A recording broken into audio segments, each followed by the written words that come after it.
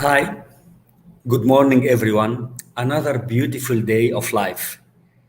I'd like to start by expressing my great appreciation to the TDRA Virtual Academy and the professional staff on board who give us this opportunity to meet in this event, which is very important and interesting for everyone who wants to master the art of storytelling and public speaking. Before starting, before introducing myself, I want to take you back to the history. For some people, it might be 5 years. For some people, it might be 30 years. So I'm going to show you a picture and I'll be waiting for your responses. Do you remember this story? What was that? Take a look at the picture, go back to your childhood and tell me what is this picture about.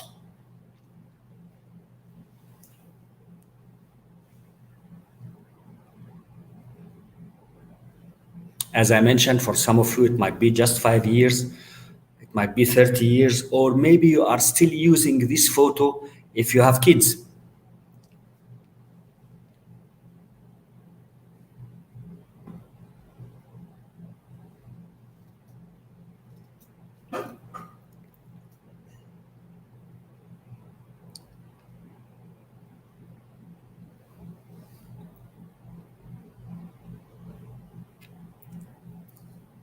Do you remember back in the days? Have you seen the cartoon before?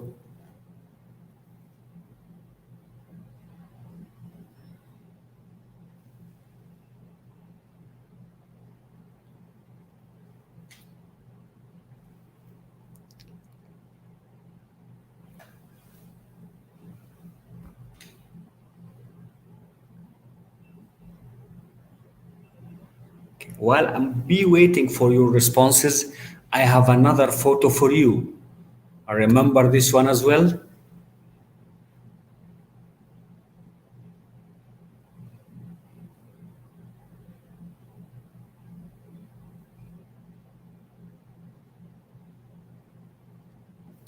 Back in the days.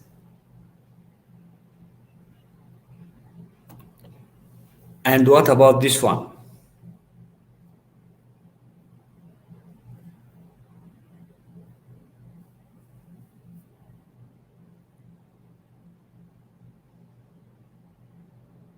Three very common stories that we have heard many times. I'll take you to one of my best stories. Do you remember this one as well?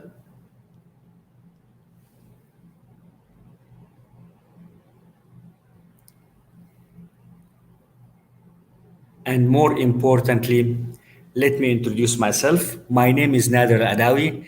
I'm a certified master life coach, certified advanced public speaker, and I have worked with so many professionals from many industries, help them improve their public speaking and tell better stories that impact the audience. So the first thing, let me tell you a fact of life. Life is like a big movie. You are the hero of your own story. You might be a stunt in the story of someone else, or you might be a very transitional character in the story of third one. In reality, everyone has a story in life. So what's your story? What's your best story? What's your best moment in life? This is what we'd like to bring to the discussion today. So what we are going to do today, we are going to talk about so many things about storytelling. The first thing is the definition. What is storytelling? Then we will see how stories work. What's the impact of stories in our brain? What's the neuroscience behind that? Then from there, we will talk about the components of a story, how to make a good story that impact your audience, that will be remembered for long time. And what's the value of storytelling? Let's start. Okay, so what is storytelling? What do you think storytelling is? May I have any of the responses? What do you think is storytelling? We hear this all the time, storytelling. What do you think is storytelling?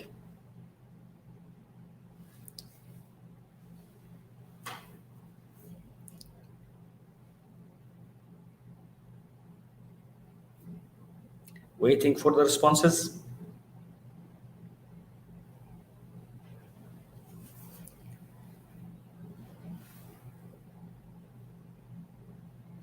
We hear this all the time. You have to tell stories. Good speakers, they always tell stories. So, what is this concept? What is storytelling?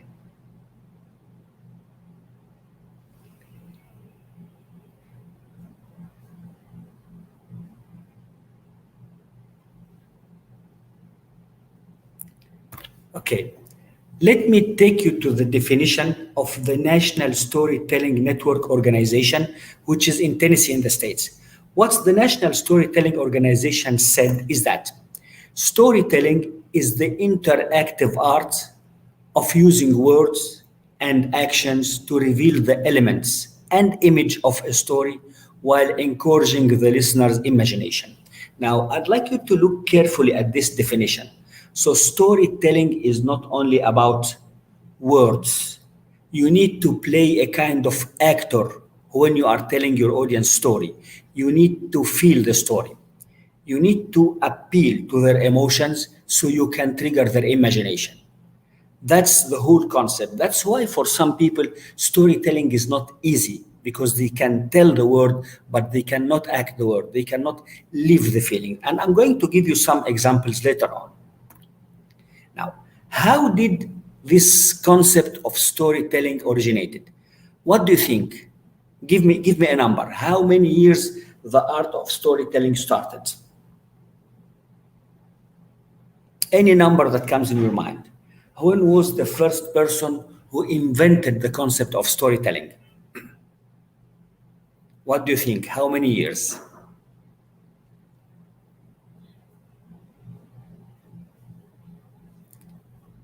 50 years, 500 years?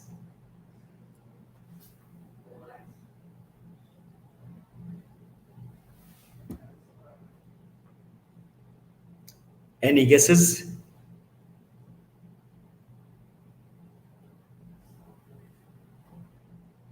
Maybe 1,000 years?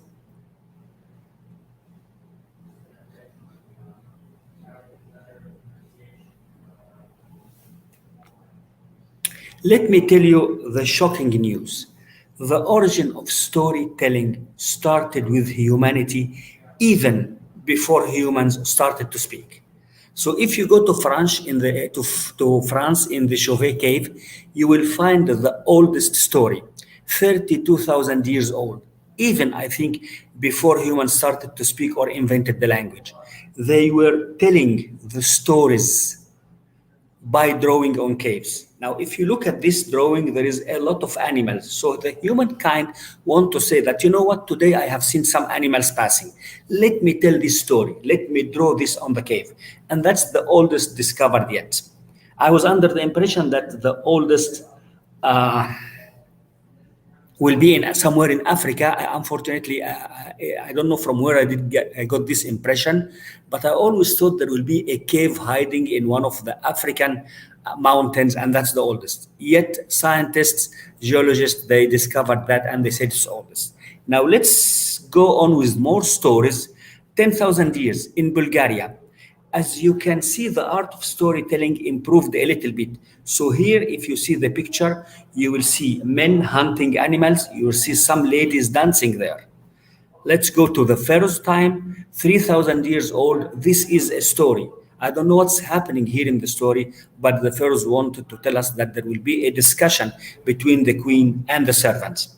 So the art of storytelling started with the humankind. What happens in our brains? What's the science behind storytelling? Let me tell you the news. When you listen to a story, many things happen in our brains. The story activates part in the brain so that the listener will turn the stories into ideas and experience. So when you listen to a story, at different parts of your brain work. It's not like listening to facts. Let's see what will happen to your brain when you listen to stories. Your brain will start releasing three chemicals: cortisol, dopamine, and oxytocin will be released when you are hearing a story. And what are these chemicals will do to your brain anyways? Now, let me tell you, cortisol is the one that assists with formulating your memories. That's why you still remember the Cinderella and you still picture the time when the clock came to 12 and she lost her shoe, she was running and she lost the shoes. Still, the picture of the prince moving around the country trying to find her is there. If you look at the Little Red Riding Hood, you can still see the scene when the fox was playing the grandma. And what about the Snow White and the Seven Dwarfs? It's as if you are living in their little tiny house. And I can still picture the rabbit sleeping under the tree while the turtle is reaching the end line. So that's what cortisol do to our brain. Now, dopamine, it regulates our emotional response. It keeps us engaged. And more importantly, oxytocin is associated with empathy, which is an important element to create deep connection with the story. So all these things happen just when you listen a story. So once I will say something like, let me tell you a story, your brain will start to come into action.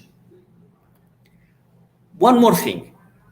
Now, if you look at the science of storytelling, when you listen to the story, two areas will be activated in your brain. So if I'm talking about emotions, feeling, the sensory area will be activated.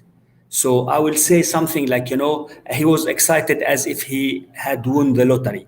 Once your brain hears the word excited, the sensory cortex will start to be stimulated.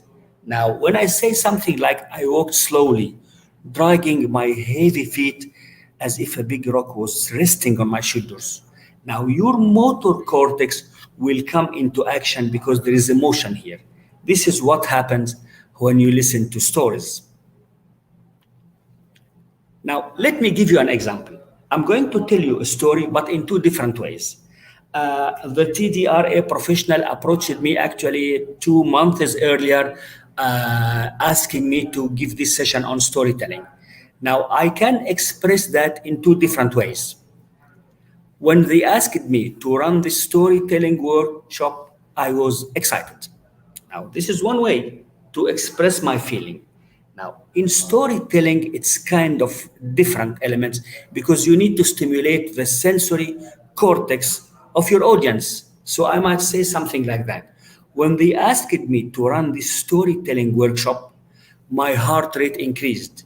I got goosebumps, and the hair on the back of my neck stood on end out of excitement. Does it make a difference? Now, I want you to look at this and tell me, does it make a difference when you hear the first one and then you hear the second one?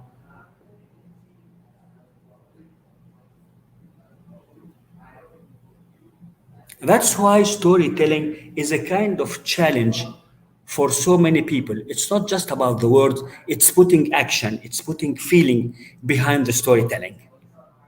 So, moving forward, I'd like you to remember how stories work by this acronym. Stories teach, stories influence, stories inspire, stories engage. So, if we put the initials, I will always say that stories tie you to your audience. It connects you with the audience. It builds a bond between you and audience. Always remember tie. Now, the most difficult part out of these four, what do you think? What do you think is the most difficult part? To teach, to engage, to inspire, or to influence? Any responses on that? Where is your biggest challenge? Which one of that? Teach, influence, engage, inspire. What do you think?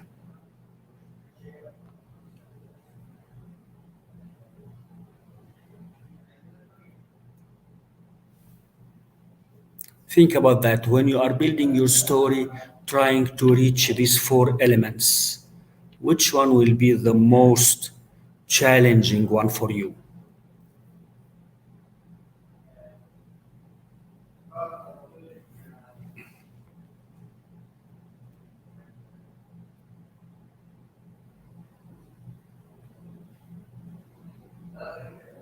And the reason I'm asking this question is that when we talk later on about the elements of the story, the selection of the contents, the selection of the elements will depend greatly on that. Do you want to teach? I have received a comment saying teach is the most difficult. I would say teach is a challenge depending on the nature of the audience, yet it is not the most challenging. For those who responded teach, maybe that's the challenge for them. Maybe they are strong in the other areas. But what is the commonality?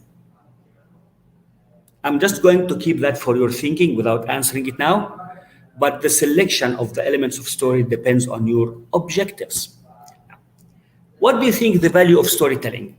I'd like you to think a little bit. If you are going to choose a story in your next presentation, why you are doing that? What's the benefit? Maybe for you, maybe for the audience. Any reflections on that?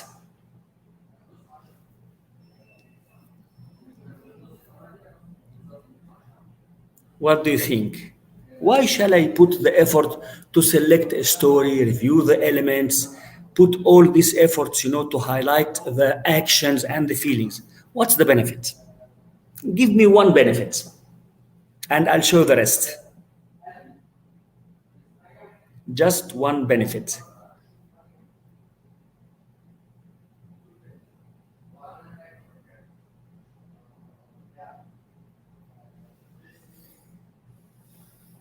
I'll just pause the same way like this audience thinking about what you are going to say. The value of storytelling.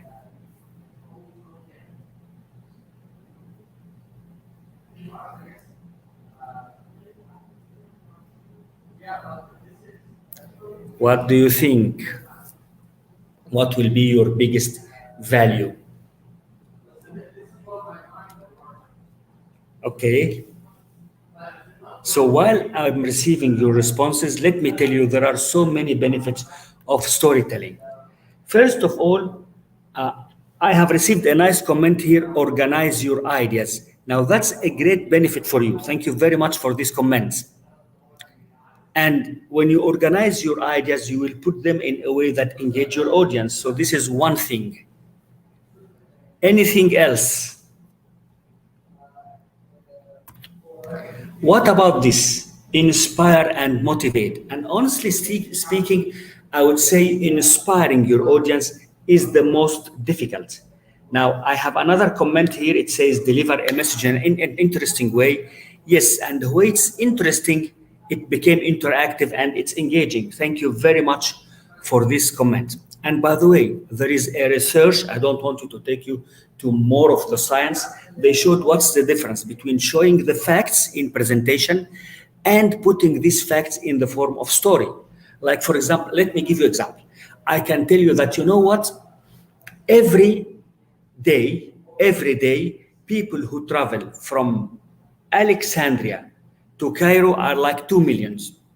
Okay? These are two cities in my home country, Egypt. Now, what I can do is that the number of people traveling from Alexandria to Cairo using the trains only, if we put a line of these trains, it can connect between Dubai and Abu Dhabi. Now you started to draw a line between Dubai and Abu Dhabi. See how long is the train. This is how we make the numbers talk. Again, it connects the speaker to your audience. They will feel that, you know what, you are part of them. We are all together. It's not like someone talking to the other. Stories engage people together. It stimulates the imagination of your audience. When I talk about the rabbit and the turtle, you see the race. You see what's happening. You see the challenge. Another benefit, you gain emotional access to your audience, which is very important because usually what makes the story impact, it's not only the facts, it's to what extent it appeals to your emotion. How does it go to your hearts? Another benefit, it will provoke your passion depending on how the story is intense. Build empathy with the audience. We are connected around the same story. We live it together. And sometimes And look, this is very important in business, especially with people who are trying, to explain concepts or new ideas. Sometimes your concept is very complex and you cannot explain it simply. Here is how the story can help you because people will relate. It solidifies abstract concept. So it's like you are reinforcing your concept, but you need to do some effort to reach these two objectives. And this is my best. Stories make us human. People love stories. And believe it or not, 70% of your discussion and the conversation, you tell stories of what happened to you in the workplace, what happened to you in at home, what happened with your kids at schools. It's all about stories. Moving forward, so what do you think the components of story is? If you are going to build a story, what kind of components are you going to insert in this story? I'd like you to think a little bit about that. How do we compose a story? And when I say the component of story, of course, the component of impactful story. What do you think? Let's think a little bit about that. Do I just tell the story or I need to think about what kind of components?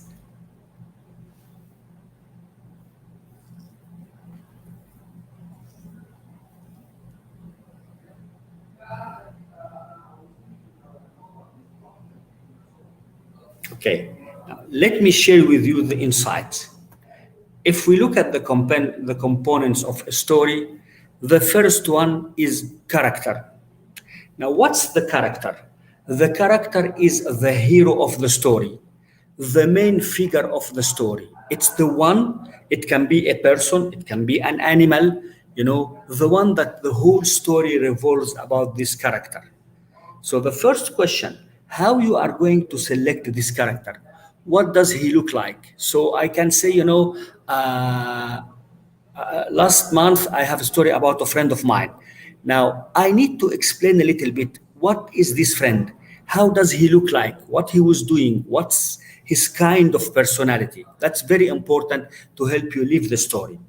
Now, from the character, we move to the second element, the conflict.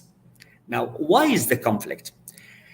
We have to explain the tough situation or the challenge or the battle the character is going into. Now, psychologists of storytelling, they said, telling a story is very similar to watching a movie. Audience, they love to see the main character in struggle, in a battle. They love to see the suffering of the character. So you need to spend time explaining what was the challenge, what is the nature of the challenge. Now, from the character, from the conflict, comes the third element, that's the resolution. So the people, the audience, they want to see how the story resolved, what happened in the end eventually. So many people, they might think this is easy to prepare. Honestly speaking, it takes a lot of thinking. First, you need to think about why should I choose this story? We'll come back to that later on. But what I want you to know now is that the component of a story revolves around three main things: character, conflict, and resolution. So, if you don't spend enough time explaining the character, your story will not be impactful. If you pass the conflict quickly, your story will lose impact. If you don't explain what happened in the end, what's the resolution, your story will not land into a powerful close. Now, let me tell you, if we put this in the form of a graphic representation, so I will say a story is like a pyramid.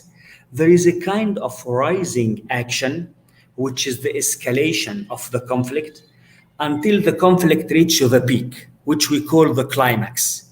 Now, from the climax or the peak moment, the top of the struggle, the top of the challenge, then comes the falling action, which is the resolution till we reach an end. Now, that's the very impactful pattern of the story. Inside your pyramid, there comes a lot of details.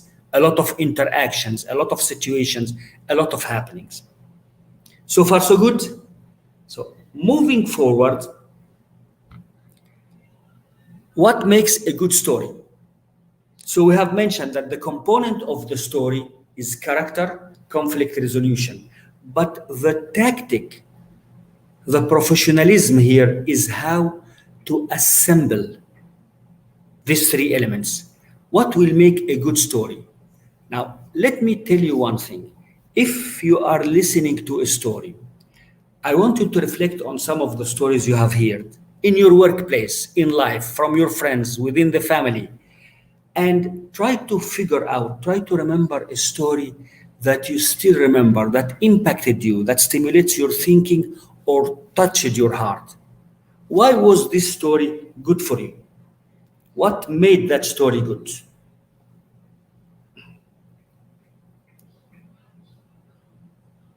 Any story, something that happened yesterday or maybe last year.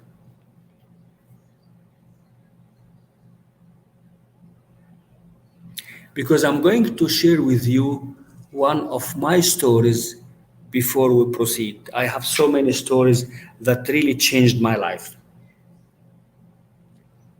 I'll share with you a story that happened in 2004. Back then, I was working in Saudi Arabia. If you know Saudi Arabia, I was working in Riyadh. At that point of time, 2004, I was the head of the training department in one of the biggest pharmaceutical companies worldwide, and that's Johnson and Johnson. And my friends used to describe me as a kind of workaholic. I don't know if I was really a workaholic or that was the work overload. Honestly speaking, I cannot tell, but I spent most of my time, most of my weekends going to the office. I remember this day crystal clear, 2004, it's like now 17 years. It was Friday. I woke up in the morning, like 7:30, and I was preparing to go out from my home. As I stepped out the door of my home, I looked at my colleagues, my peers, living around me, living in the buildings around me. Everyone was going out, having the lunch box, the ice boxes, and the mats, all these things that you take with you when you go to an outing with your family, whether you are going to a garden or you are going somewhere else or you are going to spend a time in the resort. So everyone was taking the family and the kids, preparing to spend a nice, lovely weekend with the family member. I looked at myself, I looked at my right hand, I was carrying files. I looked at my left hand, I was carrying my computer. I said, okay, maybe next week I will do that. I went to the office, and our office was in a villa in a quiet place in Saudi Arabia, beside the Intercontinental Hotel, where is the golf club. I remember this day. It was Friday, it was almost like 10 o'clock. The skies were so blue. It was a warm day, the sun was shining, and we had a little garden in this villa with some flowers here and there, red color, yellow color.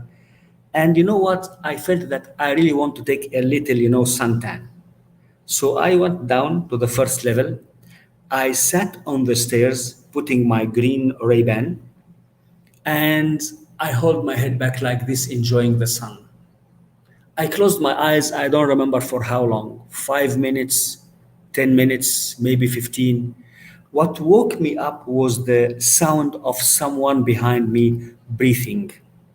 So I opened my eye, looked back, and I found one of my best friends. His name was Muhammad Sadiq. Muhammad Sadiq was a very humble, decent guy. He was from India, and he was the finance director. Now, Muhammad Sadiq and myself were like the best buddies in what I used to call the Friday Club. So, what's the Friday Club? The Friday Club is the club of people who are overloaded with work, and they used to, in a desperate effort trying to cope up with the workload, go to the office on Fridays and Saturdays. Why is that? Because no one in the office. So you start working on your core business rather than being distracted along the business week with different people, different demand departments in demand of your services. So I looked back to Muhammad Sadiq and he looked me in the eye and said, "Oh, guy, how are you doing? What's up?" I said, since when you are here?" He said, "Maybe like 10 minutes. And you were still closing your eyes." And this conversation happened 17 years back. I still remember it word by word. Sadiq, he asked me, "Nader, tell me why we are here today." I said, man, we are here to finish the pending works, try to cope up with the workload, and eventually we'll clean our files and we will end having this clean brown desk, which hardly we can see during the week because of the piles of paper. And then Sadiq said, "Okay, and then what?" And then I said, "We'll go home happily. Maybe we'll take a nice warm dinner with our families." So Sadiq smiled. He was younger than me, but he was wiser. And said, "Okay, Nader, then what will happen Sunday morning?" I said, "Yes, man, we will go to the office, brown desk, clear, files arranged, and we'll start another business week with high excitement." Then Sadiq said, "Okay, this will be like 8 o'clock in the morning till 9. Then tell me what will happen by 12 o'clock." Then I started to realize where Sadiq is going. He said, "Nader, the piles of papers will accumulate again and again and again, correct?" I didn't answer. I was just picturing what he was saying. And then Sadiq told me something that really changed my life. He said, "Nader, man finishes, but work will never finish." Now, let me give you a little background. I'm a kind of someone who is obsessed by time. And every kind 6 months, I do a time management self-assessment to see my score. Back then, my score was something like 12, doing all the wrong things in time management. Then when Sadiq told me this wise word, "Man finishes, but work will never finish," I said, "You know what, Sadiq? I swear, this is the last time I will come to the office on Fridays." I started to do some tactics that helped me to really improve my time management practices. So my score went from 12 to 19. With more tactics, it went from 19 to 24. So the word of Sadiq was shocking to me, and I'm still keeping it in my mind and in my heart for the last 17 years, helping me see where are the priorities. So this is one of the stories that I will never forget from the business life. Now tell me, one quick question. If you like the story, just say yes. If not, say no, or in between, say maybe in between. Because I want to tell you what makes a good story.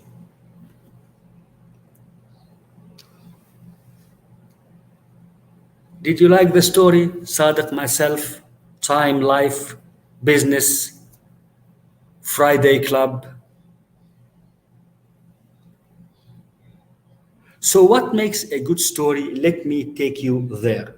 One by one, we are going to spend some time here. The story should be entertaining. And what makes the story entertaining? It should be close to the reality of people. So when I selected this story, Muhammad Sadiq and myself working in the office, it's the story of millions of employees who maybe work overtime, who can never leave their office at 5 o'clock, maybe not before 7, 8 because of the workload, who takes the files with them home so they don't spend time entertaining themselves or living with the family. So it should be entertaining. That's factor number one. This is what you want to check when you build your story. Character, conflict resolution. Is the build entertaining? That's factor number one, your first checkpoint.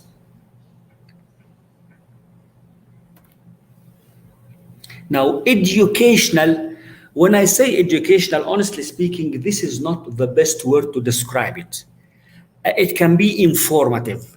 But what I mean, remember the tie, teach, Teach here we doesn't mean the academic teaching. When we say educational means it should teach people a lesson. So Muhammad Sadiq taught me that, you know what, running every Friday in the office will not greatly help unless you really, really need to be there to catch up with the deadline or you are preparing for an important meeting. And that's not every Friday. So people should get a lesson from the story. There was a lesson from the very famous three stories. Cinderella. What did we learn from Cinderella? We learned from the Cinderella that a prince can love a poor girl. We learned from Cinderella that a poor girl who was treated badly by her stepmom, eventually, after the years, God is very fair and will give her what she deserves. What we learn from the little Red Riding Hood, never listen to lies. What we listened from the rabbit and the turtle is that persistence beats speed. Persistent people, even if they're slow, they might beat good performance if they are arrogant. So every story should have a teaching lesson, an educational point. What's the third thing? It should be universal. Now, what's universal? Universal means that your story talking to audience from different cultures, from different nationalities, from different backgrounds, it should not be very, very specific and local to certain people only, because your audience can be from different domains in life, different nationalities, different backgrounds. So the word universal here means that your story should be easily to understand by most of the people. Now, as you mentioned earlier, one of the nice comments that the story should be organized. You have to organize your idea. Now, here it's a kind of challenging. When I say organize your ideas, I don't mean that your idea should follow each time a logical sequence. It's not about that. It should be crystal clear to reach to the goal you want. Sometimes maybe you want to start from the end of the story and take flashback. Sometimes you want to have bits and bytes like a piece of puzzle. But whatever structure you are going to use, and this maybe we will talk a little bit about that in part two or in the advanced storytelling, you have to organize it in a crystal clear way that makes sense. So when I say organize, I don't mean logical, I mean makes sense. Now, my question, how can you know that the story makes sense? My best humble answer, there are two ways. The first one is to criticize yourself, but there will be a bias here, okay? My best answer is tell the story to some audience and have their feedback. The second thing, if you don't have an audience, put yourself on behalf or in the shoe of your audience. Now, I have a question here. How to be sure if the story is applicable to the situation and serve the purpose? Now, that's a very good question. How to make sure that the story is applicable to the situation? Okay. Now, let me ask you, because here what you are saying, it's about how you select your story. Now, for example, why did I choose the story of Muhammad Sadiq and myself in the office? The selection of the story, because I know that most probably most of my audience here are employees, people who have jobs. They also need to have life. So it will make sense to most of the audience. But I have some specific stories that might not be suitable for the situation. So my best answer for this very clever question is that when you build your story, you try to see the moral or the lesson that will be taught. And then you try to see, will this lesson relevant to this situation? Maybe no. But that's again a good point and an excellent question that will help you select the impactful story. And I have an idea here. The story should not necessarily be a story of yours. It can be story of your friends, story of relatives, story of members of the family, or story you have heard from someone else. Yet I will say the best story is your personal story. So, what makes a good story? Again, it should be memorable. And I'm quite fascinated. How do I still remember these four stories? The Little Red Riding Hood, Cinderella, Snow White and the Seven Dwarfs, The Rabbit and the Turtle. The last time I have seen this cartoon, maybe 25 years back. The last time I have read a book to a child, maybe 30 years back, but I still remember the story. So, how can you make your story memorable? Don't tell the story. My best answer. Leave the story. When you leave the story, you know what will happen? Your tone of voice will go up and down. Your facial expressions will show. Your actions will reveal. This is what makes the story memorable, plus the learned lesson. And here, allow me to share with you one of the best stories. And I want you to comment later on what's the best situation to use this story. Okay? And I have read this story in one of the books. I don't remember the book. I don't remember the name of the author. It was something about storytelling, but I still remember the story. Now, the story is like that. The story says there was a frog in one of the European countries, and it was a kind of cold in this country. Now, the frog heard that the weather in another country started to be a spring. It's like from the east to the west side with different climates. So the frog wanted to go to that country. But if the frog start to travel on her own, it will take months. By that time, the spring season will be over. Now, the frog was looking around in desperation. What to do? How can I reach there? Using my speed will not work. Now, while the frog was looking around, the frog spotted two geese preparing to fly in the sky. So the frog asked, "Where are you preparing to fly?" They said, "We are going to this country." "Oh my God, the same place where I want to go." So the frog said, "Please take me with you." Now the geese said, "How can we take you with us? You are heavy for our wings. If I carry you, we cannot reach there. You will slow us." In desperation, the frog begged, cried, and the geese, they really apologized. They said, "No one can take you. You will be heavy for our back." Then the frog, she was very, very smart. She said, "I have an idea. Let me split my weight." So the two geese looked in astonishment. "How can you split the weight between us?" The frog said, "Don't worry. I will bring a stick from this tree nearby, and you put in your beaks. You hold this, and the other geese will hold it, and I will catch it with my mouth. Now I will be light for you, and it will free your back and your wings." Now, looking at the persistence and the begging and the tears of the frog, the geese really wanted to help. So they did. They took the stick from the tree, the frog caught the stick with her mouth, and they started to fly. Now, in few hours, they reached the destination, saving days and months of hard effort for the frog. Now, the geese prepared for landing. They spotted a nice place, gardens, greens, and they started to land slowly. Now, when they reached nearby at the level of a building, people started to look and they were amazed. They looked at the two geese, they looked at the frog hanging, they looked at the stick, and they started to wonder, who is the very smart person who proposed this idea? In the very same moment, the frog opened her mouth to say it was my idea. It fell down to its death. I heard this story more than 10 years back, and I still remember it. And when it comes to the public speaking and storytelling, I always tell this story. I feel it. I see the two geese. I see the frog. I see the stick. I see the frog going down to its death. In the very same moment, she opened the mouth to say, "It was my idea. It was me. I am the smart person."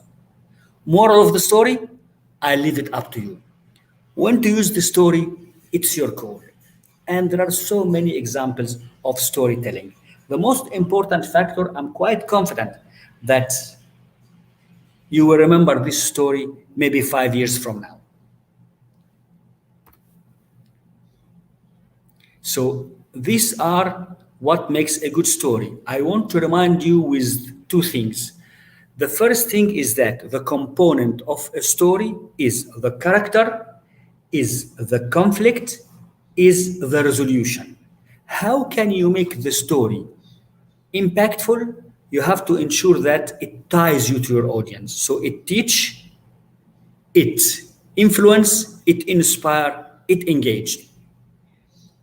Now, then we have a lot of components. It's like we have been talking about so many pieces of the puzzle. Let me tell you one thing. Now, if we are going to think how to build a story that impact, now how to arrange these pieces of the puzzle, I have some ideas. The first thing, the story should have a moral. That's the lesson behind the story. It should not be just a story, to entertain the people and that's it. I would say, yes, entertainment is very good, but you might be wasting my time. So what is the moral? This will help you to select. Back to the fantastic question I have received, how can I choose the story that matches the situation? Look at the moral. Does it match the situation? This is factor number one. Number two, as I mentioned, the conflict. You have to put an element of drama. Not because people love drama, but people will relate to this drama. It touches their daily life. They will feel, you know what, this is my story as well. And you need to spend time thinking about the conflict, the struggle. Now, back to your point, what is the structure? How I'm going to put the incidents, I'm going to arrange. Each story should have a crystal clear structure, like beginning, middle, end.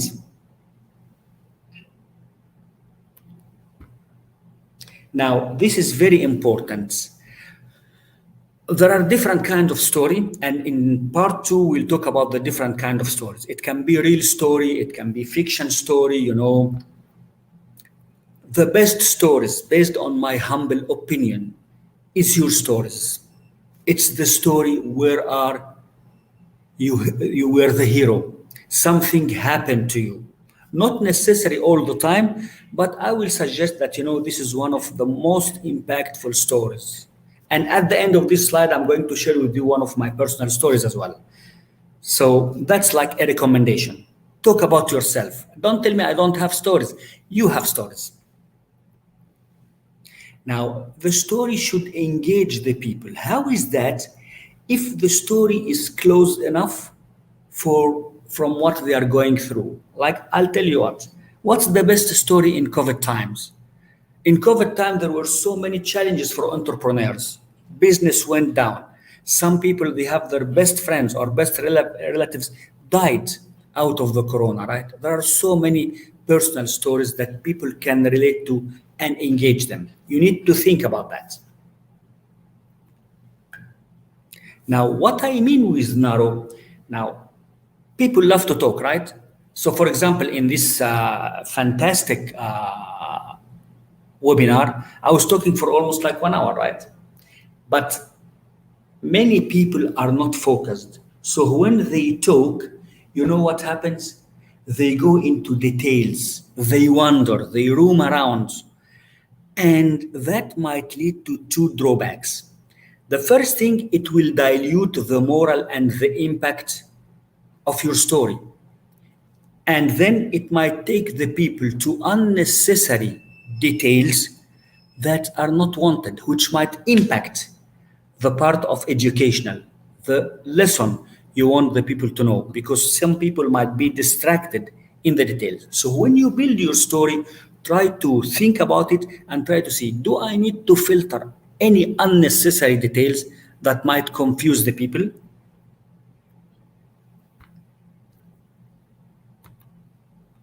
Now, let me remind you with one thing I mentioned. Everyone has a story.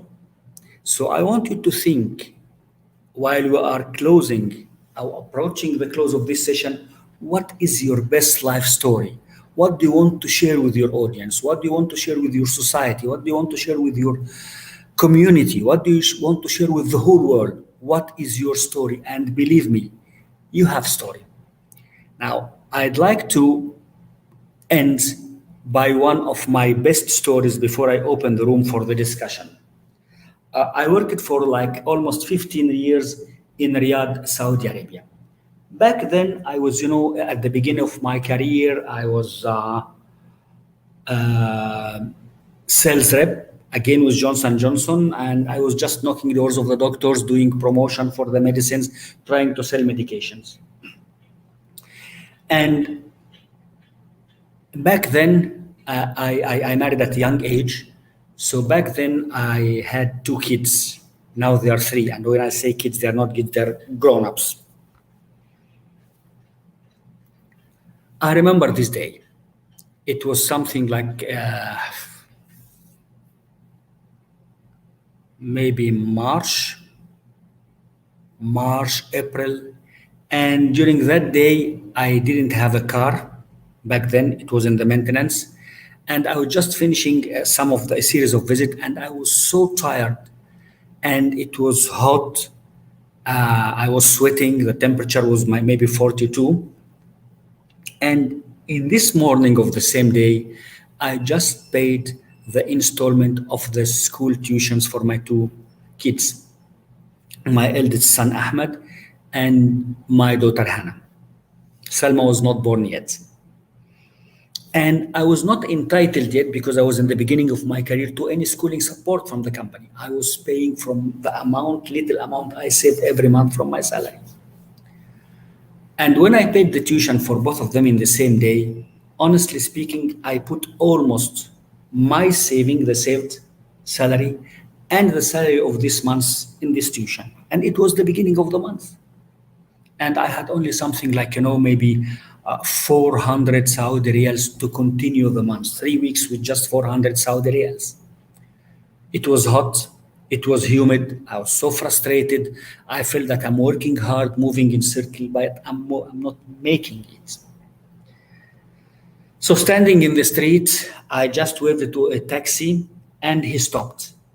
And it happened that the taxi driver was Egyptian. Egyptian, they have this look. You look at their face, they're from Egypt. So as a talkative person, that's me, I started to have some chit chat with the guy, how's life, how's business, and how many years you have been working in Saudi Arabia. So the guy was in Saudi Arabia for 3 years, and I was there for almost 4 years. So I'm more senior to him. And I said, and how is life with you? The guy said, Alhamdulillah, I'm doing very well. I have 3 buildings. Now, when the guy said he has 3 buildings, I was shocked. I didn't show that. I used all my skills to mask the surprise on my face. And I said, how comes he did that 3 buildings in 3 years? And I'm working here for 4 years, and I'm sure my salary is like 5 times his salary. And I couldn't even save. And I said, oh, mashallah. And the guy looked at me and he said, yes, my 3 buildings, one of them is engineer. He graduated 2 years back, and that's my eldest son. And the 2 buildings is my eldest daughter. She's graduated last year from the Faculty of Commerce. And the third daughter is still under construction because she's in high school. And that was like an ice bucket felt over my head to tell me, you know what? It's not about the saving. It's about supporting your family. And Alhamdulillah, I can say now that I have 3 buildings too. So with that, I'd like to end this session about storytelling. It was very, very honored to be with you. I'd like again to end by thanking the great team of TDRA for giving me such unique opportunity, not only to tell you about the storytelling, but to share with you 2 of my best stories. And allow me to open the platform for the discussion, for the questions, if you have any for me. I'll be looking at the platform, waiting for your questions.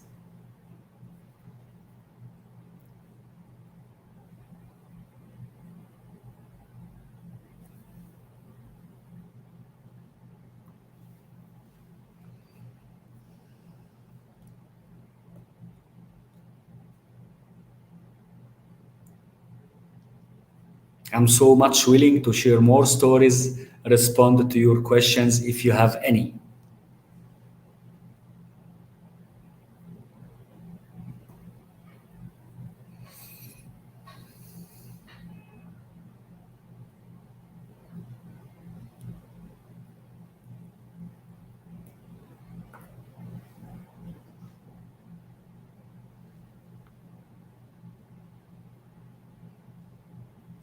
So I have a question here. How can we include emotions in the story? My best answer to that question is that the story needs to be not necessarily true. That's why I said, you know what? My best stories are the personal story because it's your story. You feel it, you have lived in it. So when you talk about your story, emotions will come automatically. Now let's say, okay, what? Fine. What if it's not my story? What if it is the story of a friend? Or like the story of rabbit and turtle, then I have to tell you now here, this is a skill that you need to acquire. It's like acting. You need to use some action words, okay? Like for example, I would say I will go to the rabbit and the turtle, okay? Let's say when they started the race, the rabbit was much faster and he reached like half of the distance while the turtle was in the beginning. That's fine, okay? But I can say the rabbit, he went fast at the speed of the sound. He was running like a Ferrari. Now, here, what I use is what we call visualization. You use the vision, you use metaphors. And the turtle was very slow. It's like, a mountain of big rocks is on her back. She was crawling slowly and even breathing fast out of tiredness. Now, these little words, which mix the action with the emotion, is what will give you the emotion in your stories. Now, what you need to do is use your voice. That's your best asset because it reflects your emotion. So if you are excited, you are happy, you raise your voice and you speed up. If you are frustrated, if you are depressed, if you are thinking, if you are reflecting, you slow your voice and you put some pauses. So the use of your voice will range from whispering slowly to maybe shouting, which will reflect part of your emotions. I hope I answered this question. Now, the second question, how to be sure if the story is applicable to the situation and serve the purpose? Again, we answered that linking the moral of the story to your audience. So my humble suggestion, don't go to any public speaking talk without knowing your audience. Who are they? What are their ages? What's the gender? What is their background? This will help you to select a story that is relevant to their situations. I have another question. Is it fine to exaggerate in the story components to make story interesting? I would say yes, within limits. This is what we call the drama. Now, there is a thin line between the drama and exaggeration. So you don't want your story to be a fiction story unless you include animals like the two geese and the frog. The two geese and the frog is a fable, right? It's a kind of fiction story. So we know drama and exaggeration will be there and it is acceptable. Now, when you are talking about stories from real life situation, put the drama, explain the suffering, but do not exaggerate because you want people to believe the story. I have a lot of stories from the medical practice because I used to be a medical doctor. I have seen patients dying. I have seen patients looking in my eyes and I say, Nader, tell me frankly, when I'm going to die, I have I have seen patients asking me embarrassing questions about they'll never be cured and who will take care of the family and the daughters and things like that. So you can put some drama, but there is thin line between the drama and exaggeration that no one will believe. And that's my best answer. And in the end, I'd like to thank you very, very much for the interest, for the questions, and it's so much pleasure seeing you. And I'd love to see you again in part two, which will be more advanced. That's the next level. And I'd like to end by thanking the TDRA for this opportunity and everyone in the professional members of TDRA who's behind the platform, who's behind the arrangement, who's behind the logistics, and who made it happen. See you next time. Thank you very much.